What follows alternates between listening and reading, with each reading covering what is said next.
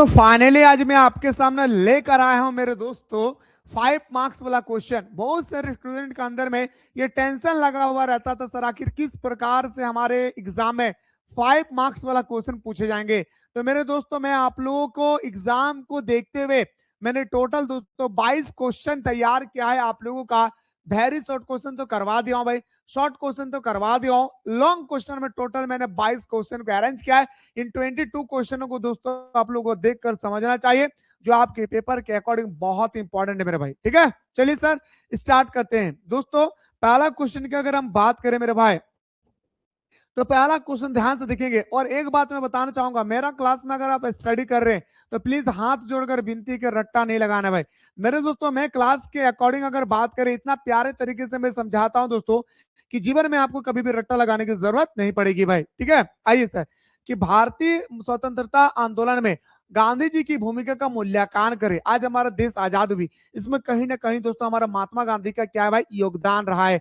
तो इसी योगदान के बारे में दोस्तों हम लोगों को क्या करना है भाई, डिस्कसिंग करना है भाई। ठीक है, देखिए महात्मा गांधी का भारतीय स्वतंत्रता आंदोलन में बहुत महत्वपूर्ण योगदान था। याद रखिएगा, महात्मा गांधी का दोस्तों भारतीय स्वतंत्रता आंदोलन में बहुत ही महत्वपूर्ण योगदान था, क्योंकि दोस्तों उन्होंने हमारे देश के आजादी के लिए बहुत ही ज्यादा दोस्तों आंदोलन किया, और यह आंदोलन दोस्तों उन्होंने सफल भी करके दिखाया।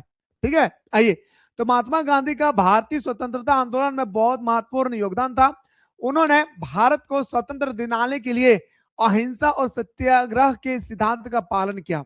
मेरे दोस्तों महात्मा गांधी एक ऐसे व्यक्ति था जिन्होंने आंदोलन तो किया, लेकिन कभी भी हिंसा रूप से आंदोलन नहीं किया, बल्कि दोस्तों उन्होंने अहिंसा रूप से आंदोलन किया, सत्याग्रह किए, और साथ ही साथ दोस्तों हमारे देश को आजाद भी करवाया। दोस्तों उन्होंने, गांधी जी ने कई आंदोलन का नेतृत्व किया। गांधी जी जो थे दोस्तों हमारा महात्मा गांधी जी, उन्होंने कई सारे आंदोलनों का नेतृत्व किया भाई।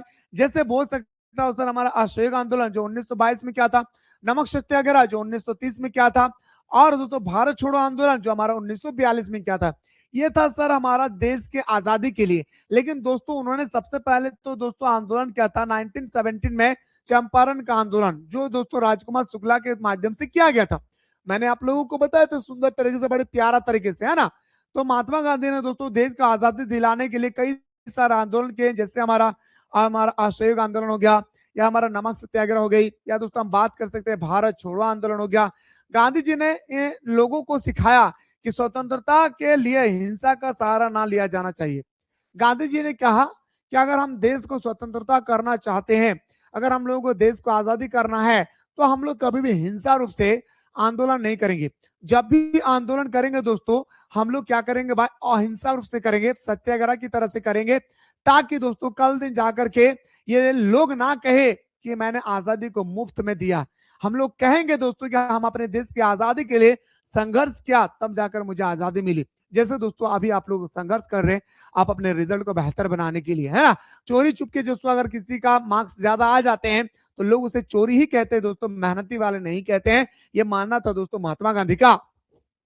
तो गांधी जी ने लोगों को सिखाया कि स्वतंत्रता के लिए हिंसा का सहारा ना लिया जाना चाहिए, बल्कि शांतिपूर्ण विरोध करना चाहिए। बल्कि दोस्तों एकदम शांतिपूर्ण तरीके से हम लोग क्या करें मेरे भाई, हम लोग विरोध करें, एकदम साइलेंट मोमेंट में बैठ के हम लोग क्या करें मेरे दोस्तों, तो हम लोग आंदोलन करें, रिक्वेस्ट करेंगे कि आप हमारे देश में आए हैं, ये गलत है, क्योंकि मैं आपका देश तो नहीं गया हूं भाई। आपका देश में जाकर के हम कोई भी सामानों को तो हड़ताल पे नहीं लगाए हो मेरे भाई। तो आप हमारे देश के सामानों को क्यों कब्जा कर रहे हो, क्यों हमारे गरीब किसानों को शोषण कर रहे हो, है ना। तो बल्कि शांतिपूर्ण विरोध करना चाहिए। उन्होंने भारतीयों को एकजुट किया। अब दोस्तों उन्होंने कहा कि अब हमारा देश आजाद के बारे में आ चुकी है, लेकिन दोस्तों उन्होंने कहा कि ऐसे ही हमारे देश को आजादी नहीं मिलेगी। तो लोगों ने कहा क्या करना होगा महात्मा गांधी जी, बताए ना, हमें आजादी चाहिए महात्मा गांधी जी। तो उन्होंने कहा ठीक है भाई, हम सबको चाहिए कि हम देश का आजादी मिले, तो हम सबको सबसे पहले एकजुट होना होगा। पूरे भारत के सभी लोगों को एकजुट होना होगा, चाहे हिंदू मुस्लिम सिख ईसाई क्रिश्चियन वगैरह वगैरह जो कुछ भी है, हम सबको दोस्तों क्या करना होगा, एकजुट करना होगा।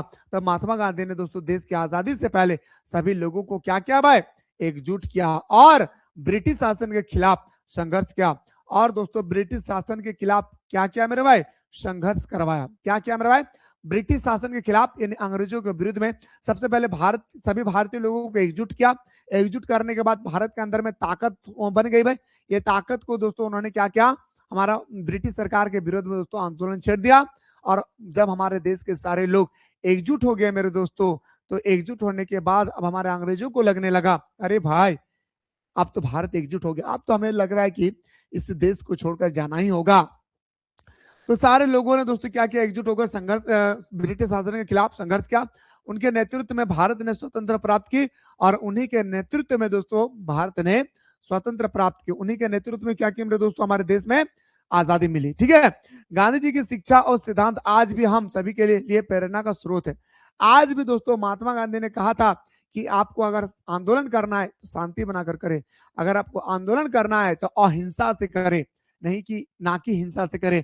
तो आज भी दोस्तों हम और आप, हमारे आने वाले बाल बच्चे भी दोस्तों, छोटे छोटे बच्चे पढ़ेंगे दोस्तों हमारे गांधी जी के बाद, गांधी जी के बारे में पढ़ेंगे तो महात्मा गांधी जी की शिक्षा और सिद्धांत आज भी हम सभी के लिए प्रेरणा का स्रोत है और उनका योगदान भारतीय स्वतंत्रता संग्राम में बहुत ही महत्वपूर्ण था। ये था सर आपका महात्मा गांधी के बारे में। और बहुत इंपॉर्टेंट मेरे भाई महात्मा गांधी का, कई साल से दोस्तों लगातार ये महात्मा गांधी का क्वेश्चन पूछे जा रहे हैं। मैं पहले भी दोस्तों already crash course foundation course वालों को दोस्तों ऑलरेडी मैं पढ़ा चुका हूं। याद कीजिएगा दोस्तों चैप्टर नंबर 13 में मैंने बहुत सुंदर तरीके से, बहुत प्यारे तरीके से आप लोगों को बताया था भाई। अब आते सर अगला क्वेश्चन पे, अगर हम लोग मूव करें तो अगला प्रश्न से हड़प्पा सभ्यता के नगर योजन प्रणाली की विवेचना करें या हड़प्पा सभ्यता के नगर योजना के प्रमुख विशेषता बताए। आज हम लोग हड़प्पा सभ्यता को बोलते हैं भाई क्या, शहरी सभ्यता है, बोलते हैं नहीं भाई, आप भी कहते हैं मेरे भाई, मैं भी कहता हूं कि हड़प्पा सभ्यता क्या भाई, एक शहरी सभ्यता है।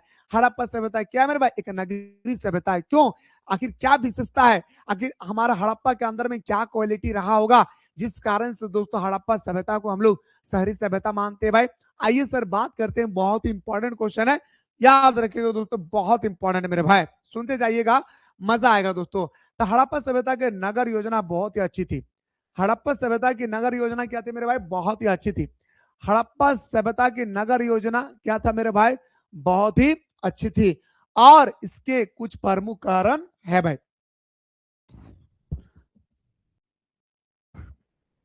अब हड़प्पा सभ्यता का नगर योजना बहुत ही अच्छी थी, इसका क्या कारण था, आज हम और आप जानते हैं कि हड़प्पा सभ्यता को शहरी सभ्यता, हड़प्पा सभ्यता को नगरीय सभ्यता कहा जाता है। आखिर क्यों, क्योंकि दोस्तों आपको पॉइंट बाय पॉइंट आपको डिस्कस करना होगा। जैसे दोस्तों पहला पॉइंट में दिया है हमारे क्या, सड़क, गौर कीजिएगा मेरे भाई, पहला पॉइंट में मेरे दोस्तों क्या दिया हुआ है, हमारा सड़क दिया हुआ है।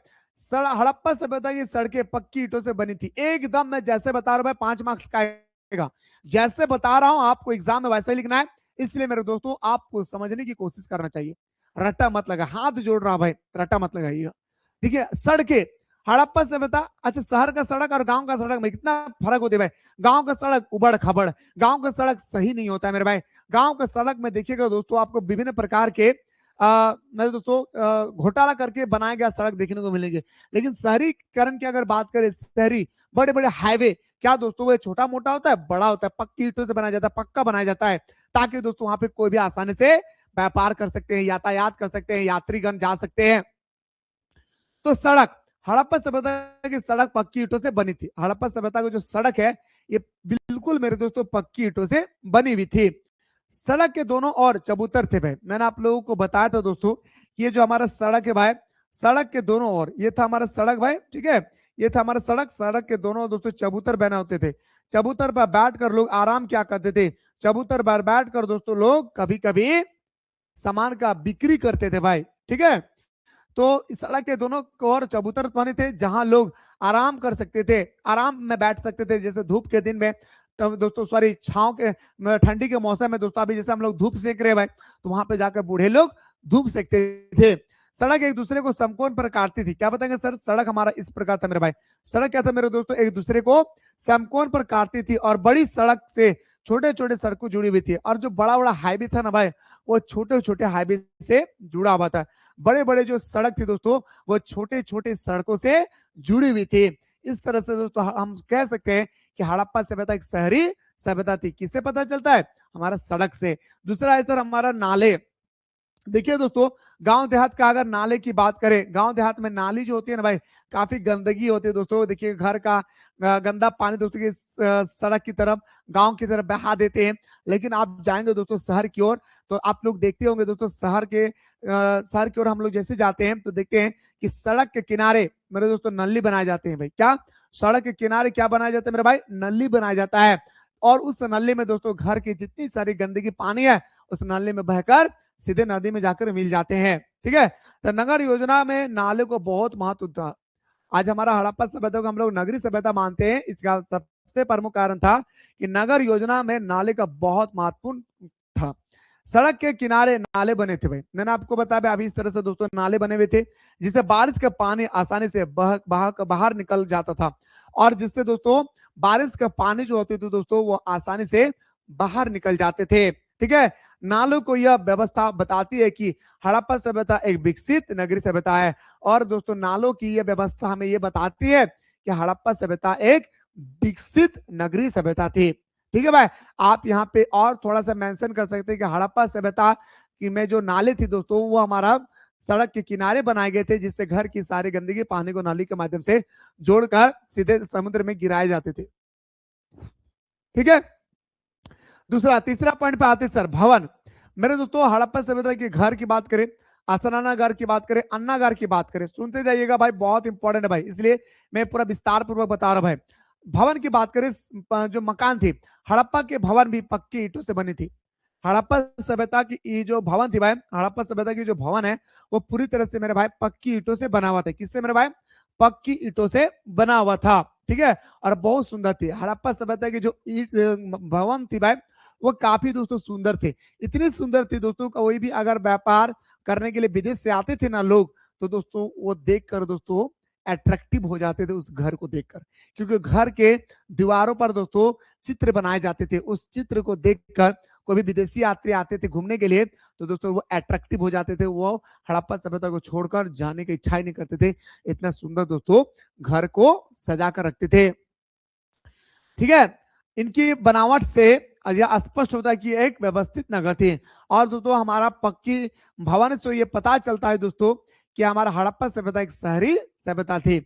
आइए सर स्नानागार की बात करें। मोहनजोदाड़ो में एक बड़ा स्नानागार मिला है। आप सभी को पता है दोस्तों कि मोहनजोदाड़ो में एक स्नानागार मिला है। और एक बात मैं बताना चाहूंगा, 3 मार्क्स का क्वेश्चन आएगा आपका स्नानागार के बारे में। किसके बारे में भाई? आपका एग्जाम में 3 मार्क्स का क्वेश्चन आएगा कि स्नानागार के बारे में व्याख्या करें। क्या मेरे भाई? स्नानागार के बारे में व्याख्या करें, तो आपको दोस्तों डिटेल्स में बताना होगा। ठीक है ना, तो मोहनजोदाड़ो में एक बड़ा स्नानागार मिला, जहां कई लोग एक साथ स्नान कर सकते थे। और दोस्तों विराट बड़ा एक दोस्तों क्या मिला? स्नानागार मिला, जहां पे दोस्तों एक साथ बहुत सारे लोग जाकर के वहां पे नहा सकते थे, कोई भी धार्मिक अवसरों पर, कोई भी धार्मिक अनुष्ठानों पर। यह स्नानागार भी पक्की ईंटों से बना था। और जो हमारा ये स्नानागार थे दोस्तों, ये भी पूरी तरह से क्या था मेरे भाई? पक्की ईंटों से बना हुआ था। ठीक है, अब आई सर, और नगर की योजना में इसका विशेष महत्व था। क्या मेरे था भाई? नगर की योजना में विशेष महत्व था। क्या था मेरे भाई? नगर की योजना में इसका विशेष महत्व था। ठीक है, अन्नागार की बात करें, हड़प्पा सभ्यता में कई नगरों में अन्नागार मिले भाई। हड़प्पा सभ्यता में कई नगरों में अन्नागार मिला। अन्नागार का मतलब दोस्तों जहाँ पे हम लोग का धान गेहूं चावल को रखते थे भाई, इसके लिए एक अलग से घर बनाया जाता था। ठीक है, ठीक है, तो हड़प्पा सभ्यता में कई नगरों में अन्नागार मिला है, जहां लोग अनाज रखते थे। अब उस अन्नागार से क्या मिला है मेरे भाई? हमारा याद रखिएगा दोस्तों, उस अन्नागार से हमें क्या मिला भाई? अनाज रखने का प्रावधान मिला है। एक सेकंड रुकिएगा भाई आप लोग।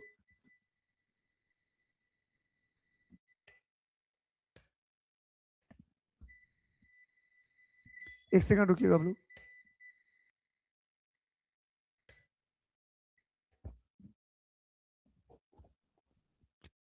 ठीक है, तो मेरे दोस्तों अन्नागार कहाँ? अन्नागार का मतलब क्या होता है दोस्तों?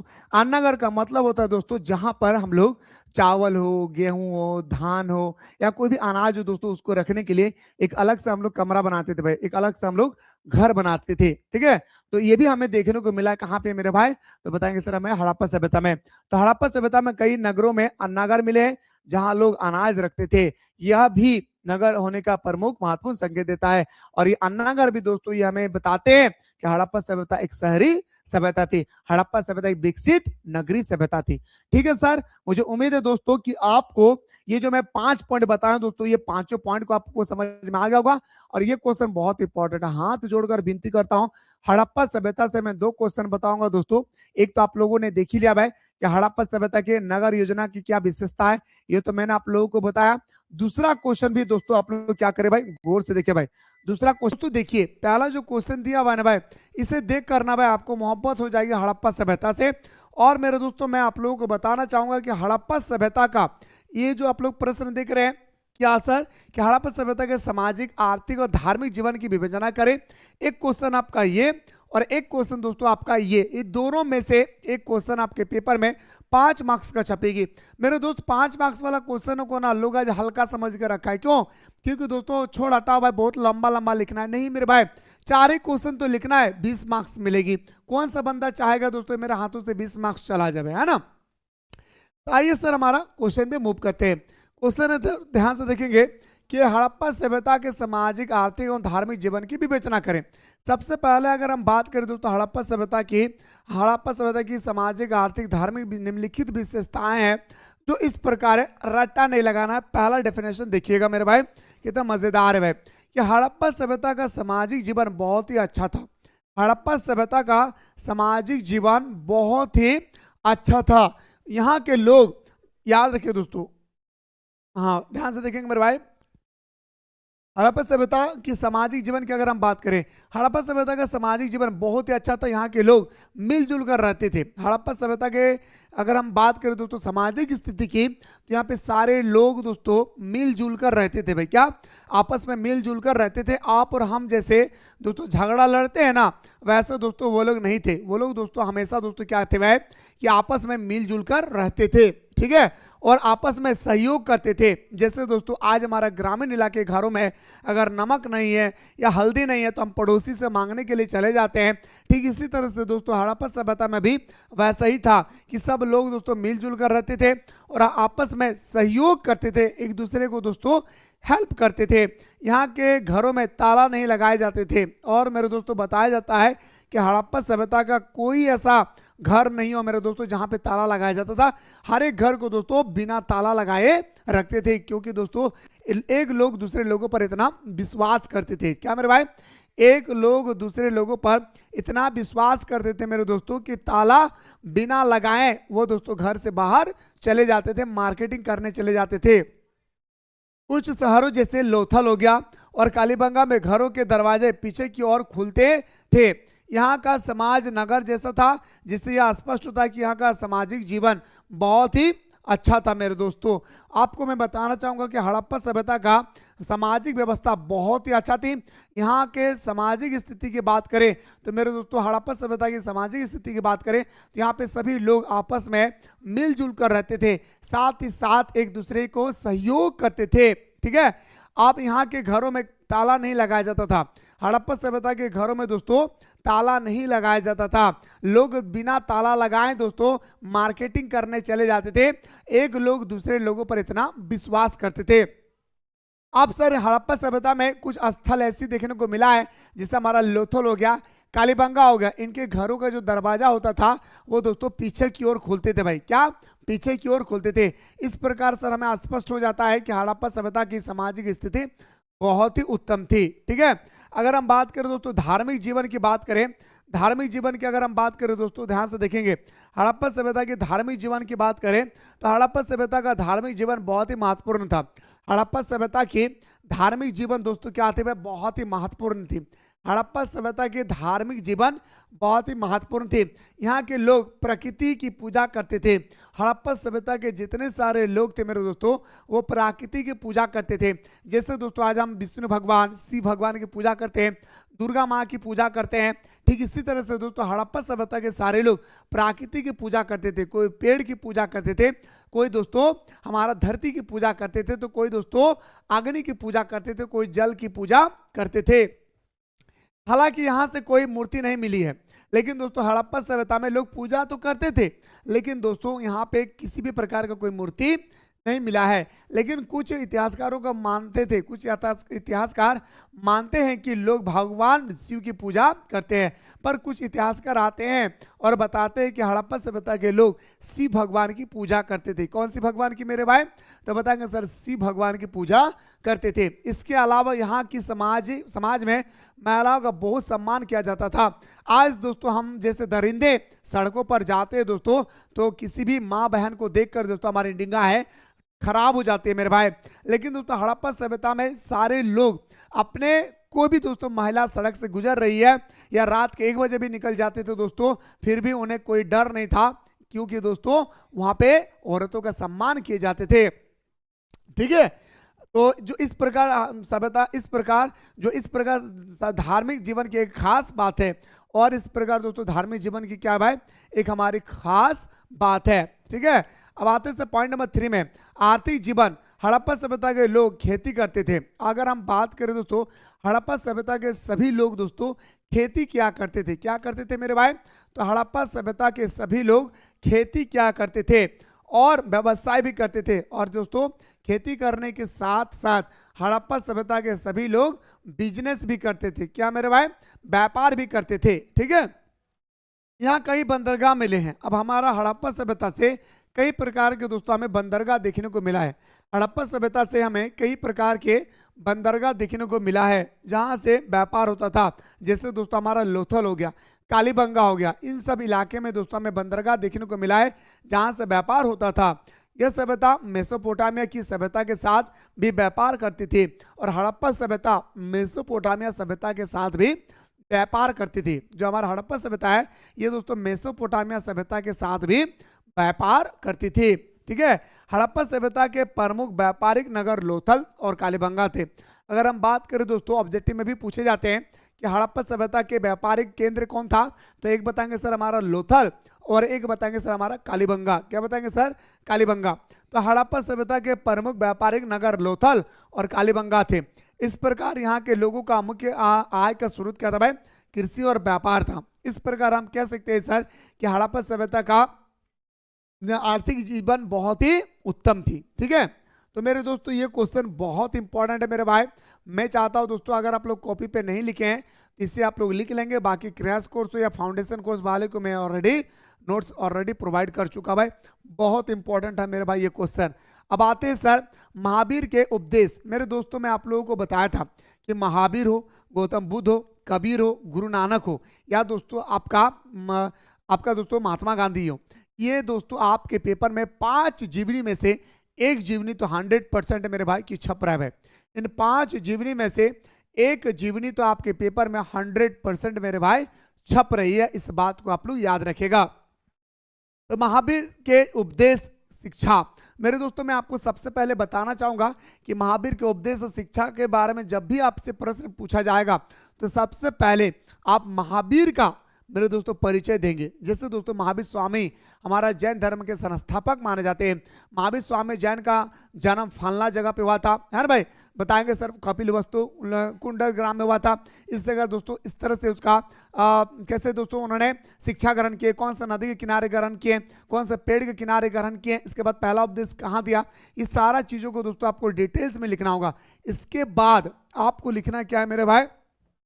इसके बाद दोस्तों आपको महावीर के प्रमुख उपदेश लिखना है। मेरे दोस्तों मैं ये बात इसलिए कह रहा हूं क्योंकि दोस्तों आपका आंसर इस कदर होने चाहिए कि टीचर्स आपका आंसर को देखकर अट्रैक्टिव हो जाए भाई। क्या?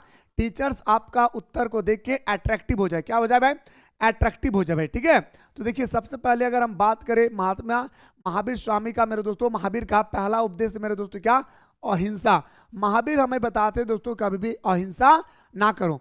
जैसे दोस्तों महात्मा गांधी ने हमें सिखाया है कि कभी भी कोई भी युद्ध करो शांतिपूर्ण तरीके से करें और अहिंसा रूप से करें, कभी भी आंदोलन में हिंसा ना करें। तो अहिंसा, महावीर ने अहिंसा को सबसे महत्वपूर्ण सिद्धांत माना है। जो महावीर भाई हमारे महावीर स्वामी जैन जो है उन्होंने दोस्तों सबसे महत्वपूर्ण सिद्धांत माना है अहिंसा को। उनके अनुसार सभी प्राणी, मनुष्य, जानवर, पेड़ पौधे और कीड़े मकोड़े को मारना नहीं चाहिए। अब दोस्तों महावीर स्वामी के अनुसार सभी प्राणी, पेड़ पौधे, जीव जंतु, कीड़े मकोड़े, सभी प्रकार के जीवों को दोस्तों मारना नहीं चाहिए। वह पत्थर, चट्टान और जल में भी जीवन मानते हैं। अब हमारे जो दोस्तों महावीर स्वामी जैन है, हमारा महावीर स्वामी जो दोस्तों जैन है, वो बताते हैं कि मैं पत्थर, चट्टान और पानी के अंदर में भी जीवन मानता हूं। जैसे दोस्तों आज हम लोग बोलते हैं ना भाई कि चट्टानों के अंदर में जान नहीं है, वाटर के अंदर में जान नहीं है, पत्थरों के अंदर में जान नहीं है, लेकिन महावीर स्वामी मानते थे दोस्तों कि पत्थर हो, चट्टान हो या दोस्तों जल हो, इन तीनों चीजों में भी जान होती है। इसलिए हमें इन तीनों का ऐसा प्रयोग करना चाहिए ताकि इनको दर्द ना हो।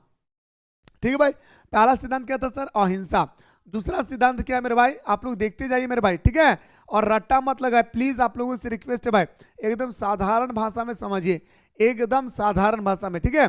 कर्म सिद्धांत, महावीर के अनुसार जन्म और पुनर्जन्म का चक्र हमारे कर्मों के अनुसार निर्धारित होता है। अब दोस्तों जैसे हमारा मुस्लिम धर्म का मानना है कि दोस्तों कि अगर कोई व्यक्ति इस धरती पर आए हैं, मरने के बाद वो दोबारा नहीं आएंगे। जैसे दोस्तों हमारा हिंदू धर्म में बताया गया है कि अगर कोई व्यक्ति इस धरती में आए हैं, मर जाएंगे, तो अगला जन्म में दोस्तों फिर से उनको जिंदा किया जाएगा। ठीक है, ऐसा ही दोस्तों महावीर का मानना था कि हमारा जो मृत्यु है वो तो तय है, अब हमारा अगला जमाने में दोस्तों हमारे कर्म के अनुसार हमारा पुनर्जन्म होगा। अगर अच्छा कर्म करेंगे तो हमें भगवान अच्छा रूप से उठाएंगे, अगर हम गलत काम किए तो भगवान हमें गलत काम से उठाएंगे। जैसे दोस्तों हम लोग छोटे छोटे थे ना भाई, तो हम लोग छोटे छोटे बच्चे खेलते थे, तो हम लोग अक्सर पूछा करते थे बताओ मर जाएंगे, हम लोग बोलते थे हाँ, तो अगले ज़माने में तो मेरे दोस्तों हम लोग इंसान बनाए, इस ज़माने में अगले ज़माने में आपको जीव जंतु बनाना चाहेंगे तो आप क्या बनना चाहेंगे? तो मैं बोलता था मैं पैरट बनना चाहता हूँ भाई। क्या? मैं पैरट बनना चाहता हूँ। कोई बोलते नहीं मैं मोर बनना चाहता हूँ, कोई बोलते नहीं मुझे घोड़ा बनना चाहता हूँ। ठीक है, ऐसे दोस्तों हम लोगों को बचपना में गुजरा होगा, आप लोगों का गुजरा है या नहीं कमेंट में बताइएगा। ठीक है, तो कर्म सिद्धांत, महावीर के अनुसार जन्म और पुनर्जन्म का चक्र हमारे कर्मों के अनुसार निर्धारित होती है। अच्छा कर्म करेंगे अगले जन्म में अच्छा जन्म होगी, बुरा कर्म करेंगे तो बुरा फल मिलेगी भाई। ठीक है, घोर तपस्या, तीसरा पॉइंट में दोस्तों क्या बताएगा भाई हमारा? घोर तपस्या। क्या बताएगा मेरे भाई? घोर तपस्या। महावीर ने घोर तपस्या में विश्वास किया। तपस्या का मतलब क्या होता है दोस्तों? कि घर द्वार को छोड़कर, परिवार को छोड़ करके जब कोई दोस्तों भगवान पर विलय हो जाते हैं, भगवान की यादों में खोए रहते हैं, जैसे दोस्तों आज हमारी लाइफ हम लोग लाल पीला हरा के चक्कर में खोए रहते हैं, इसी तरह से महावीर स्वामी जैन बताते हैं कि हमें भगवान पर दोस्तों विलय होना चाहिए, भगवान की यादों में खोए रहना चाहिए। घोर तपस्या, महावीर ने घोर तपस्या में विश्वास किया। उनका मानना था कि तपस्या के द्वारा ही कर्मों के चक्र से मुक्ति प्राप्त की जा सकती है। अब हमारा महावीर बताते हैं दोस्तों कि तपस्या के माध्यम से ही, तपस्या के द्वारा ही हम कर्मों के चक्र से मुक्ति प्राप्त कर सकते हैं। ठीक है, चौथा था सर आपका यज्ञ आदि में विश्वास। यज्ञ का मतलब होता है दोस्तों पूजा पाठ। यज्ञ का मतलब क्या होता है मेरे भाई? तो बताएंगे सर यज्ञ का मतलब होता है पूजा पाठ। फिर से सुनिए, यज्ञ का मतलब क्या होता है मेरे भाई? पूजा पाठ। ठीक है, तो महावीर यज्ञ और अन्य धार्मिक अनुष्ठानों में विश्वास नहीं करते थे। जैसे दोस्तों हमारे हिंदू समाज में भाई जैसे अभी हम लोग पूजा पाठ करते हैं, तो महावीर स्वामी जैन बताते हैं कि पूजा पाठ में मुझे विश्वास नहीं है भाई, पूजा पाठ में मुझे विश्वास नहीं है भाई। क्या बताएगा सर? कि पूजा पाठ में मेरा विश्वास नहीं है भाई, धार्मिक अनुष्ठानों पर मुझे विश्वास नहीं है मेरे भाई। कौन कहता है? हमारा महावीर स्वामी जैन। यज्ञ आदि में विश्वास, महावीर यज्ञ और अन्य धार्मिक अनुष्ठानों में विश्वास नहीं करते हैं। मोक्ष की प्राप्ति, अब बताएंगे सर हमारा, क्या बताएंगे सर? मोक्ष की प्राप्ति। क्या बताएंगे सर हमारा? मोक्ष की प्राप्ति। क्या बोलेंगे सर? मोक्ष की प्राप्ति। महावीर के अनुसार मोक्ष प्राप्त के लिए संसार का त्याग आवश्यक वे मानते थे कि वे केवल तपस्या और संयम से ही जन्म मृत्यु के चक्र से मुक्ति पाई जा सकती है। अब मोक्ष की प्राप्ति, मोक्ष की प्राप्ति मतलब होता है दोस्तों कि घर द्वार को छोड़ दो, एक जंगलों, वीरान जंगलों पे चले जाएं जहां पे आपके सिवा कोई ना रहे, और आप इसलिए जा रहे हैं ताकि आप भगवान की यादों में खोए रहें, आप हर समय भगवान की माला को जपेंगे। ठीक है, तो महावीर के अनुसार मोक्ष प्राप्त के लिए संसार का त्याग आवश्यक है। अगर कहता है दोस्तों, महावीर स्वामी जैन कहते हैं कि अगर आप मोक्ष की प्राप्ति करना चाहते हैं, महावीर स्वामी जैन कहते हैं दोस्तों कि अगर आप मोक्ष की प्राप्ति करना चाहते हैं तो आपको घर द्वार सब कुछ त्यागना होगा। क्या? घर द्वार सब कुछ त्यागना होगा। ठीक है, आदि मेरे दोस्तों केवल तपस्या और समय से ही जन्म मृत्यु के चक्र से मुक्ति पाई जा सकती है। यह था सर आपका महावीर के उपदेश। याद रखिएगा, महावीर का उपदेश हो या दोस्तों आपका बौद्ध धर्म का उपदेश है, ये दोनों दोस्तों बहुत इंपॉर्टेंट है। मैं फिर से बता रहा हूं, महावीर का हो या बौद्ध धर्म का, दोनों उपदेश दोस्तों बहुत ही इंपॉर्टेंट है भाई। अब बात करते हैं सर बौद्ध धर्म के अष्टीग मार्ग के बारे में बताएं, बहुत इंपॉर्टेंट है मेरे भाई, बहुत इंपॉर्टेंट है। इससे जितना तारीफ करे उतना कम है मेरे भाई। और पिछले 2 साल से दोस्तों ये क्वेश्चन नहीं पूछा गया है, मुझे लग रहा है दोस्तों कि इस साल ये क्वेश्चन पूछ लिया जाएगा, ठीक है, इसलिए आप लोगों को ध्यान से देखना चाहिए। बौद्ध धर्म में आष्टीक मार्ग थे भाई, ध्यान से देखेंगे भाई, जैसे मैंने बताया था भाई त्रिपिटक, बौद्ध धर्म का 3 कटोरी को हम लोग त्रिपिटक बोलते हैं, है ना। इसी तरह से दोस्तों बौद्ध धर्म में आस्तिक मार्ग है भाई। क्या है भाई? पहला तो बताएंगे बौद्ध धर्म के आस्तिक मार्ग के 8 सिद्धांत का पालन करके व्यक्ति दुखों से मुक्ति पा सकता है। आस्तिक मार्ग का मतलब होता है दोस्तों कि बौद्ध धर्म में यह बताया गया कि 8 सिद्धांत है जिस सिद्धांत का पालन करके आप दुखों से बच सकते हैं। आज बोलते हैं ना भाई, बड़ी दुख रे दादा, बड़ी दुख रे भाई, भगवान अमृत दियल पार लो रे दुखटा, बोलते हैं ना भाई। वही कहता है दोस्तों, हमारा गौतम बुद्ध कहता है कि अगर कोई व्यक्ति दुख से दोस्तों मुक्ति पाना चाहते हैं तो उनको 8 सिद्धांत है मेरे भाई। क्या सिद्धांत है? 8 गो। पहला सिद्धांत की बात करें, साम्यक दृष्टि, याद रखिएगा। पहला की अगर हम बात करें दोस्तों, साम्यक दृष्टि। साम्यक दृष्टि का मतलब होता है दोस्तों क्या? सही दृष्टिकोण। क्या बताएंगे सर? साम्यक दृष्टि का मतलब होता है मेरे दोस्तों क्या? सही दृष्टिकोण। साम्यक दृष्टि का मतलब होता है दोस्तों क्या? साम्यक दृष्टि का मतलब होता है सही दृष्टिकोण। इसमें बौद्ध धर्म के 4 आर्य सत्य को समझाया और स्वीकार करना शामिल है भाई। यानी दोस्तों सही बोलो, सही सोचो, सही देखो और सही करो। 4 सिद्धांत भाई, सही बोलो, सही करो, सही देखो और सही से सुनो, ठीक है। तो हमारा साम्यक दृष्टि में सभी दृष्टिकोण, इसमें बौद्ध धर्म के 4 आर्य सत्य को समझाना, समझना और स्वीकार करना शामिल है। साम्यक संकल्प की बात करें, सही संकल्प। संकल्प का मतलब होता है दोस्तों कि हम अच्छा इरादा बनाए भाई। क्या? अच्छा इरादा बनाए। व्यक्ति को मानसिक और नैतिक रूप से अपने जीवन को सुधारने का संकल्प लेना चाहिए। संकल्प का मतलब एक तरह का हम बात करें दोस्तों डिसीजन भी हो सकती है। संकल्प का मतलब दोस्तों एक तरह का हमारा डिसीजन भी हो सकता है। मैं फिर से बता रहा हूं दोस्तों, संकल्प का मतलब दोस्तों एक तरह का देखा जाए तो डिसीजन भी हो सकती है। मतलब दोस्तों इंसान एक ऐसी डिसीजन ले ताकि उनका फ्यूचर क्या हो भाई? बेहतर हो। इंसान एक ऐसी दोस्तों निर्णय ले ताकि उनका भविष्य क्या हो भाई? सही दिशा में जा सके, ठीक है। अगला है सर साम्यक वाक, सही वचन। इसमें झूठ बोलना, हानिकारक या गलत शब्द का प्रयोग करने से बचना चाहिए। जैसे दोस्तों आज हम लोग झूठ बोल के पार हो जाते हैं, नहीं भाई। सबसे बड़का झूठ अभी स्टूडेंट्स के बीच में ये लगा हुआ है कि आप, हाँ आप लोगों से कह रहा भाई, आप कितना तैयारी किए? मैं कुछ भी नहीं पढ़ा हूं। तो आप कितना कह रहे? मैं भी कुछ नहीं पढ़ा, जबकि रात दिन पढ़ रहे हैं। तो ये झूठ है भाई, तो झूठ नहीं बोलना चाहिए। आप सच कहेंगे तो आपका कर्म जो आपका जो पढ़ाई दोस्तों वो थोड़े ना ले लेंगे भाई। आपके अंदर में जितना कैपेसिटी है उनके अंदर में कैपेसिटी नहीं है, उनके अंदर में जितना कैपेसिटी है उतना आपके अंदर में नहीं है। तो जितना आप रीड कर रहे हैं उतना बताइए, उससे कोई दिक्कत नहीं है मेरे भाई, ठीक है ना। साम्यक वाक्य, सही वचन। इसमें झूठ बोलना, हानिकारक या गलत शब्द का प्रयोग करने से बचना चाहिए, ठीक है। अगला है सर हमारा साम्यक कर्म, सही कार्य। क्या भाई? व्यक्ति को अच्छे और सही कार्य करना चाहिए। हर एक व्यक्ति को चाहिए मेरे दोस्तों सही कार्य करे। क्या मेरे भाई? हर एक व्यक्ति को चाहिए मेरे दोस्तों कि वह सही कार्य करे, ठीक है, जिससे दूसरों को नुकसान ना पहुंचना चाहिए। और हम इस कदर काम करें, हम इस कदर काम करें। आपको भी दोस्तों मैं यही कहना चाहूंगा कि आप भी इस कदर काम करें, आप भी इस कदर वर्क करें ताकि दोस्तों को भी समस्या ना हो दूसरे का। ऐसा नहीं कि हम दूसरे को चोट पहुंचा दिए और हम दोस्तों क्या कर रहे हैं भाई? मौज कर रहे हैं। ऐसा हमारा बौद्ध धर्म में दोस्तों नहीं सिखाया है। हमारा छठा है दोस्तों, सॉरी 5वां है सर साम्यक जीविका, सही आजीविका। सही आजीविका क्या बताए सर? कि व्यक्ति को ईमानदारी से मेहनत करके अपने आजीविका कमानी चाहिए। आजीविका मतलब पैसा कमानी चाहिए। आज दोस्तों हम लोग क्या करते भाई? धोखाधड़ी से। क्या करते भाई? आज हम लोग धोखाधड़ी से पैसा कमा लेते हैं। आज दोस्तों हम दूसरे का पॉकेट मार के हम वाह वाह करते हैं। आज दोस्तों हम दूसरे को रुला के हम वाह वाह करते हैं। लेकिन दोस्तों बौद्ध धर्म बताता है क्या? कि व्यक्ति को ईमानदारी से मेहनत करना चाहिए और अपने जीवन को गुजारना चाहिए। बौद्ध धर्म में ऐसा व्यापारों को ना करने की सलाह दी जाती है जो दूसरे को नुकसान पहुंचाता है। अब दोस्तों बौद्ध धर्म में यह कहा गया है, बौद्ध धर्म में यह कहा गया है मेरे दोस्तों, जी हाँ, बौद्ध धर्म में यह कहा गया है कि बौद्ध धर्म में कहा गया कि ऐसा व्यापारों को हम त्याग देना चाहेंगे जिससे दूसरे का नुकसान हो। ऐसा नहीं भाई, कितने सारे व्यापारी होते हैं दोस्तों कि दूसरा जाए भाड़ में, मेरा काम बनना चाहिए। लेकिन दोस्तों बौद्ध धर्म बताते हैं कि हम इस तरह व्यापार करें कि दूसरे का नुकसान ना हो, ठीक है ना। जैसे हथियार, मांस, शराब, विष या जंगली जानवरों का व्यापार। ऐसा नहीं दोस्तों कि हम हथियार इस्तेमाल कर रहे हैं और दूसरे व्यक्ति का कष्ट हो रही है, तो मेरे दोस्तों ये कोई अच्छा काम नहीं है मेरे भाई, ठीक है ना।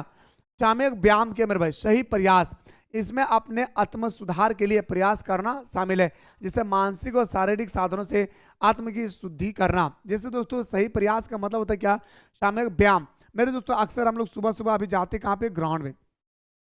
ठंडी के मौसम में नहीं जा रही अलग बात है, तो दोस्तों हम लोग जब जाते हैं ग्राउंड पे तो हमारा दो प्रॉफिट होता है। पहला प्रॉफिट होता है दोस्तों क्या, कि सबसे पहले दोस्तों कि हमारा बॉडी जो है फिजिकल के माध्यम से हमारा बॉडी फिट होती है। दूसरा, जब हम लोग जाते हैं ना दोस्तों, तो हमारा माइंड जो होता है दोस्तों, हमारा जो मानसिक है भाई, वो मानसिक पावर भी दोस्तों हमारा इंक्रीज होती है, मानसिक पावर भी दोस्तों बढ़ती है। इसलिए आप सभी से मेरी रिक्वेस्ट है कि आप 24 घंटा में 1 घंटा अपने बॉडी पर जरूर देंगे भाई, ठीक है। चाहे आप गर्ल्स है या बॉय है, आप घर से आप बाहर भी नहीं जा रहे तो कोई दिक्कत नहीं, घर के अंदर में आप वर्कआउट कर सकते हैं, लेकिन 1 घंटा जरूर आप लोग अपने बॉडी पे देंगे भाई। 7 नंबर से सम्यक स्मृति, सही स्मरण। यह मानसिक जागरूकता और स्पष्ट दृष्टिकोण की स्थिति को प्राप्त करने की कोशिश है, जिससे व्यक्ति अपने विचारों और कर्मों पर सही नियंत्रण पा सके। कहा गया मेरे दोस्तों कि हमारे मानसिक जागरूकता, एक होता है ना भाई कि हमें ऐसी जागरूकता रखनी चाहिए जैसे दोस्तों हमें सब कुछ पता हो। यह सामाजिक जागरूकता और स्पष्ट दृष्टिकोण की स्थिति को ज्ञान प्राप्त करने की कोशिश है, जिससे व्यक्ति अपने विचारों और कर्मों पर सही नियंत्रण पा सके। लास्ट नंबर सर हमारा साम्यक अवधि। साम्यक समाधि मतलब सही ध्यान। ध्यान की उच्च स्थिति में जाकर व्यक्ति को आत्मज्ञान और निर्वाण मुक्ति की प्राप्ति होती है, जिसमें वो बहुत दुखों से पूरी तरह से मुक्त हो जाते हैं। मेरे दोस्तों हम सभी को चाहिए ध्यान करना, नहीं भाई हम लोग जैसे दोस्तों यज्ञ करते भाई, हम लोग पूजा पाठ करते, देखिएगा दोस्तों हम लोग यज्ञ करते इस तरह से, इस तरह से हम लोग करते भाई। इससे क्या होता है दोस्तों, हमारा ध्यान भटकता नहीं भाई, हमारा ध्यान पूरी तरह से भगवान पर दोस्तों प्रवेश होती है भाई, ठीक है। तो ये था दोस्तों आपका 8 सिद्धांत, बौद्ध धर्म का ये 8 सिद्धांत बहुत इंपॉर्टेंट मेरे भाई। बौद्ध धर्म का ये 8 सिद्धांत जो मैंने आप लोगों को अभी बताया हूं, ये बहुत इंपॉर्टेंट मेरे भाई। बुद्ध के 4 आर्य सत्य क्या भाई, देखिए सर आपका बुद्ध का, गौतम बुद्ध का सिद्धांत पूछा जाएगा, या दोस्तों बुद्ध के 4 आर्य सत्य का उल्लेख करें, आपको डेफिनेशन ऐसा ही देना है जैसे मैं आप लोगों को अभी बताऊंगा, ठीक है। समझ में आ रहा है। बौद्ध धर्म के बारे में आए तो सबसे पहले मेरे दोस्तों बौद्ध गौतम बुद्ध का थोड़ा सा डेफिनेशन देना है कि गौतम बुद्ध का जन्म होता है मेरे दोस्तों हर भाई 563 ईसापुर में कपिल वस्तु नामक जगह पे, है ना भाई।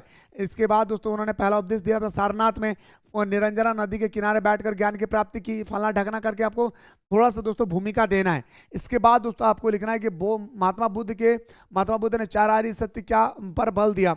ये 4 आर्य सत्य क्या भाई, अभी जितना क्वेश्चन अभी हम लोग डिस्कस कर रहे हैं ये सारा का सारा क्वेश्चन दोस्तों 5 मार्क्स वाला है भाई। कितना का, तो बताएंगे सर 5 मार्क्स वाला प्रश्न है, ठीक है। पहला, संसार दुखमय है भाई, पूरी दुनिया दोस्तों आज दुखमय है, बिल्कुल भाई सही कहा गौतम बुद्ध ने, पूरी दुनिया है ना भाई, पूरी दुनिया दोस्तों दुखों से भरी है भाई। क्या, पूरी दुनिया दुखों से भरी हुई है।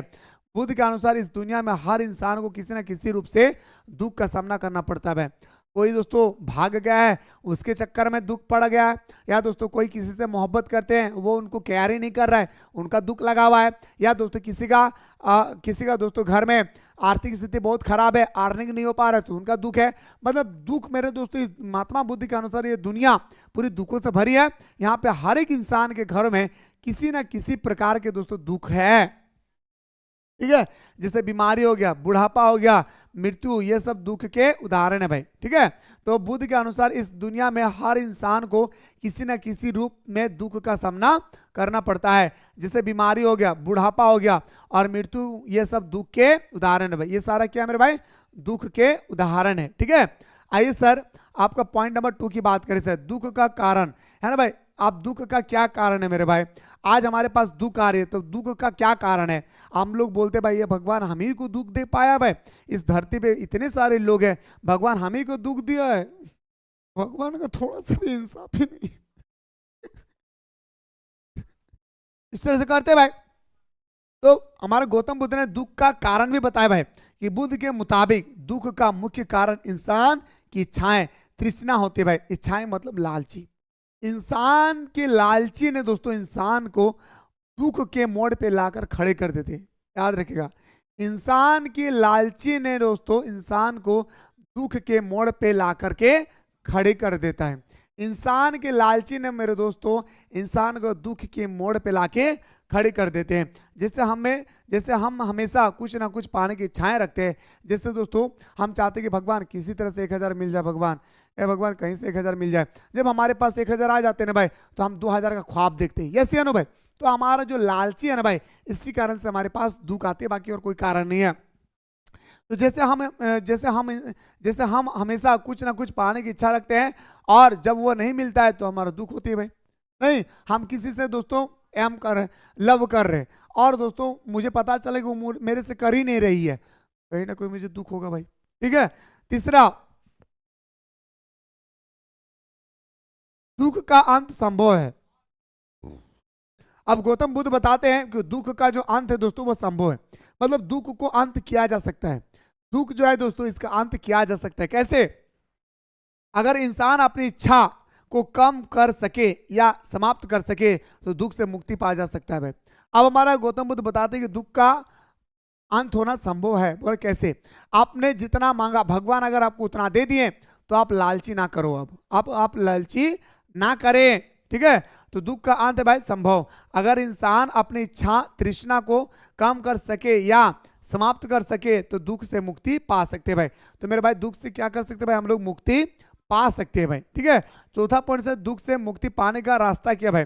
अगर कोई व्यक्ति चाहते हैं सर मैं दुख से मुक्ति पाना चाहता हूं, मैं दुख से मुक्ति पाना चाहता हूं सर, दुख से मुक्ति पाने का क्या क्या रास्ता है सर? तो ध्यान से देखेंगे। दुख से मुक्ति पाने का रास्ता बुद्ध ने बताया कि अगर हमें संसार के दुखों से छुटकारा पाना है, गौतम बुद्ध ने बताया कि अगर हमें इस धरती के दुखों से छुटकारा पाना है तो हमें अष्टांग मार्ग का पालन करना चाहिए। अभी अष्टांग मार्ग क्या है दोस्तों, मैंने आप लोगों को एक एक करके मेरे दोस्तों मैंने आप लोगों को डेफिनेशन दिया। गौतम बुद्ध के अनुसार बताया गया कि अगर हमें संसार के दुखों से छुटकारा पाना है तो हमें अष्टांग मार्ग का पालन करना चाहिए। इस मार्ग में सही सोच, सही बोलना, सही सोचना, सही बोलना, सही काम करना, सही जीवन, सही प्रयास, सही ध्यान आदि शामिल है। जब इन सारे अष्टांग मार्ग को दोस्तों हम अपना लेंगे तो हमारे अंदर में कोई भी दोस्तों दुख नहीं आएगी, हमारे अंदर में कोई भी दुख नहीं आएगी मेरे दोस्तों, ऐसा बताया गया है भाई। ठीक है। आइए सर, आपकी स्क्रीन पर अगला क्वेश्चन है सर कि महात्मा बुद्ध की शिक्षाओं क्या थे भाई? हमारा महात्मा बुद्ध का शिक्षा क्या है मेरे दोस्तों? तो महात्मा बुद्ध की शिक्षा निम्नलिखित मेरे भाई, जैसे 4 आर्य सत्य, 4 आर्य सत्य मेरे दोस्तों। आइए सर बात करते हैं 4 आर्य सत्य। जीवन में दुख है भाई, इसका कारण इच्छा है। अभी मैंने आपको बताया जीवन में हर एक इंसान के जीवन में दुख है भाई, और इसका कारण क्या भाई? इच्छाएं। इसका कारण क्या भाई? लालची। इसका कारण क्या है मेरे दोस्तों? लालची। ठीक है। तो जीवन में दुख है, इसका कारण इच्छा है। दुख से मुक्ति संभव है मेरे दोस्तों, दुख से हम मुक्ति पा सकते हैं। ऐसा नहीं कि दुख से हम मुक्ति नहीं पा सकते। इसके लिए क्या करना होगा भाई? कि हमें इच्छा को दोस्तों कम करना होगा। इसके लिए अष्टांग मार्ग का पालन करना चाहिए। अष्टांग मार्ग सही सोच, संकल्प, शब्द, कर्म, आजीविका, प्रयास, ध्यान और समाधि आदि दोस्तों करना चाहिए। अहिंसा, किसी को भी दुख ना पहुंचाना और सभी जीवों के प्रति दया रखना। हमारा दोस्तों महात्मा बुद्ध ने कहा है कि अहिंसा, किसी भी जीव को मन वचन कर्म से कष्ट नहीं पहुंचाना चाहिए, मन वचन कर्म से कष्ट नहीं पहुंचाना चाहिए। ठीक है।